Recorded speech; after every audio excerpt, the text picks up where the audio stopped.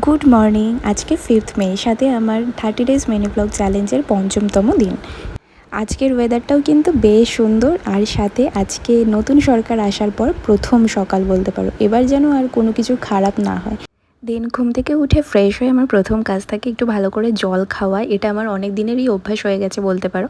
তারপর যে কাজটা থাকে বেডটাকে ক্লিন করা। আর আজকে যে আমার কতবার বেডটা ক্লিন করতে হবে তার কোনো ঠিক ঠিকানা নেই, কারণ আজকে সৌরভের ছুটি আছে। আজ যেহেতু মঙ্গলবার, আর ওর এখন মঙ্গলবার করেই ছুটিটা থাকে আর কি।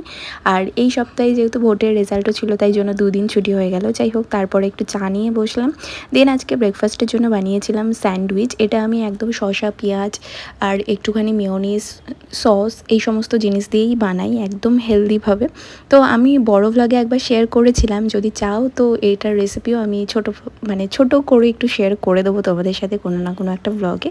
দেন স্নান করে চলে এসেছি, স্কিন কেয়ারও করা কমপ্লিট হয়ে গেছে। তো এবার লাঞ্চ করতে যাব। তো আজকে লাঞ্চে একটু স্পেশাল মেনু আছে, তো চলো সেটাই তোমাদের সাথে আজকে শেয়ার করব। আজকে আমাদের লাঞ্চের মেনুতে আছে ফ্রাইড রাইস আর চিকেন কষা, যেটা দুটোই কিন্তু আমার শাশুড়িমাই বানিয়েছে, আমি আজকে কিছুই করি। ও হ্যাঁ, সাথে কিন্তু টমেটো আর খেজুরের চাটনিও ছিল, সেটা আমি বলতে ভুলে গেছি। আর রাত্রিবেলা ডিনারের জন্য আমি বানাচ্ছিলাম চিলি পনির। তাহলে চলো, এভাবেই কাটলো আজকের দিনটা। দেখা হবে নতুন আরেকটা ভিডিওতে। বাই।